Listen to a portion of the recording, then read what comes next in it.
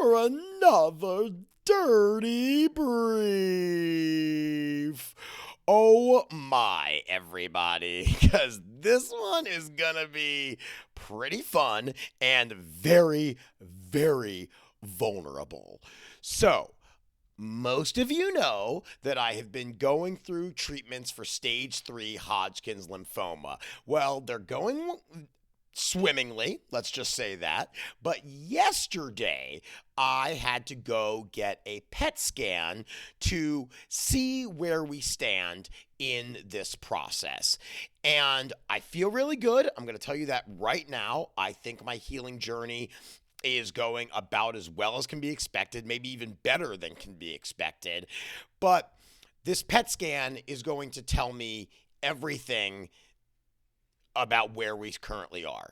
And I won't know for a couple more days, but I wanted to tell this story of going to get my PET scan yesterday because I had to return to a place I had been before. However, I had no memory whatsoever of ever being in this imaging center. In fact, I went to the wrong place when I first got there. I checked into a medical facility that had no idea why I was there, and I quickly learned that there was another one 10 minutes down the road, but I didn't remember any of this. I was sure that I had never even been there.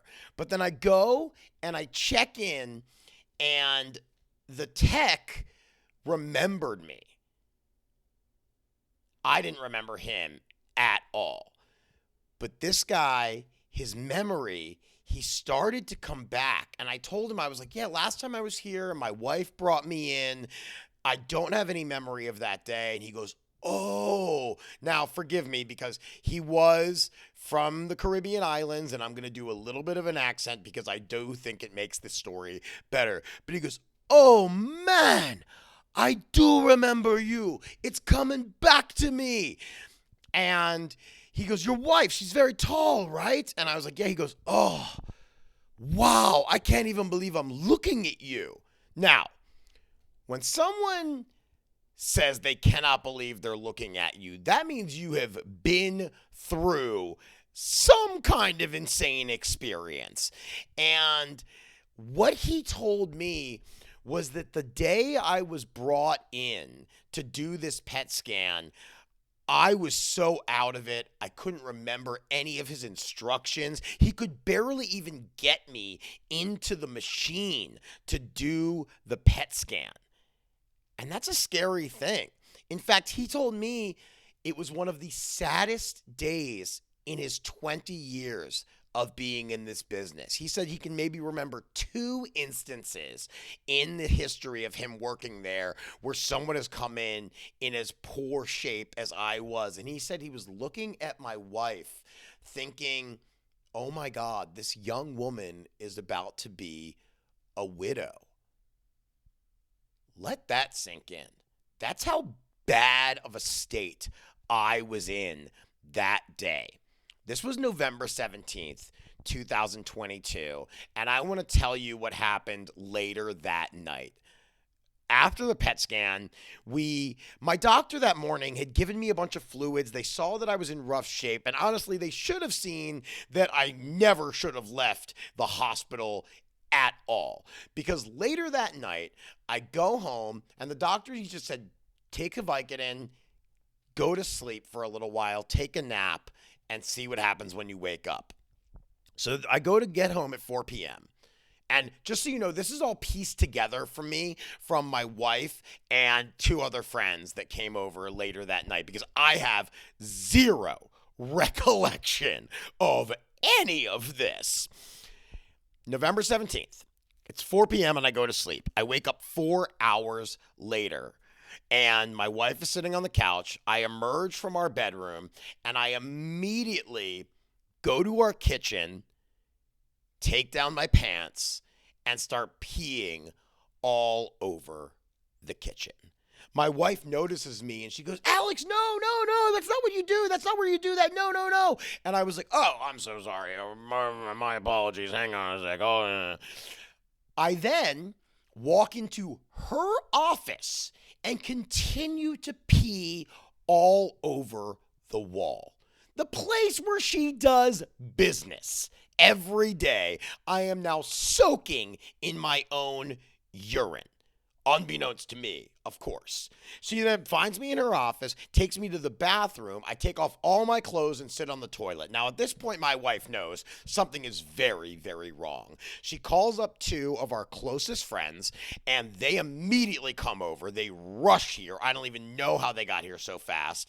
But obviously, at this point, I was in a very bad state. My friend told me that he asked me to sit down, and I told him that I didn't know how. I was standing there, and he had to physically help me to sit on the couch. Now, at this point, we go to the emergency room, and I don't know anything. They asked me my name. I don't know. They asked me what year it is. I don't know. They asked me who the president is. I don't know. And maybe that one is kind of a blessing in disguise. But they immediately realized that something was horribly wrong with me and that I would have to stay in the hospital. And what was happening, and this was probably happening at the imaging center when I was getting my PET scan, I was having a stroke. I was having multiple emboli occur at the same time, and it was shutting down my entire body. I haven't told you all this yet. I haven't told anyone this other than my closest friends and my family. I had a stroke. Not of genius. I didn't go in the bathroom and have a stroke because I was sexually frustrated and had to rub one out. I had a fucking stroke. Multiple emboli. Embolisms. Emboli. The word emboli, that's a little weird, right? Most people, I think, don't even know what you're talking about, which is why the word embolism has a lot more weight attached to it.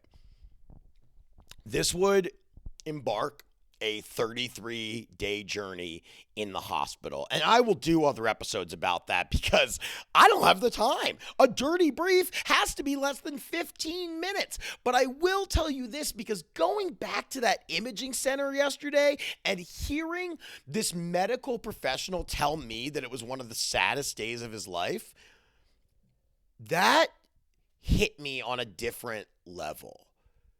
That made me realize just how terrifyingly close I was to actually dying.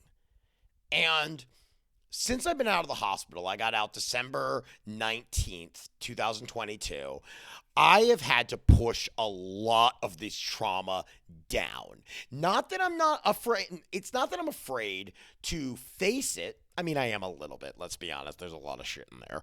But for my own survival's sake, to heal, I had to focus on other things and kind of forget about all of the traumatic incidences that happened to me leading up to and in the hospital. But now, I got to start processing that stuff. I'm far enough away and I'm healthy enough that I need to start going deep in there and really listening to my body and my mind about what happened.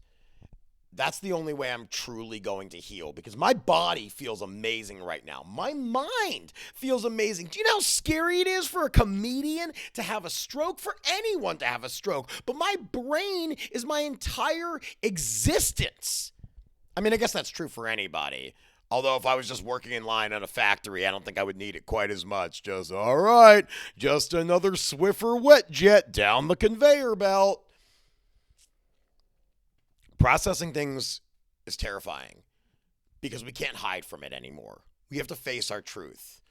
And this is part of it. And this is the part that's going to stay with me for a very long time.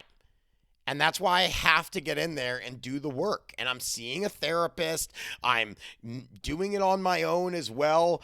I can't hide from this anymore. And I really hope you stay with me on this journey, because I'm going to tell you a lot more about what happened to me over the course of that month in the hospital. And there is some gnarly, gnarly shit that you are going to hear. So please stay with me.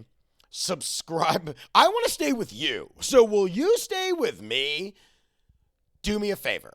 If you're not already subscribed, hit the subscribe button and make sure that you get your dirty brief in every single week. Follow me on social media at Hooper Hairpuff on Instagram and Twitter, Hooper Comedy on TikTok. Come see me live, everybody, hoopercomedy.com. I didn't stay alive so I could not continue to entertain you all. And that's exactly what I am here to do. It's going to take some time. There's a lot of processing that needs to happen. But now you're starting to hear the real nitty-gritty of it. A stroke. Yikes! Can't wait to see what the Dirty Brief's going to be next week, because right now, I don't even know, but man, is it going to be good. So stay with me, everybody, because I love you, and I hope you love me too. Mwah.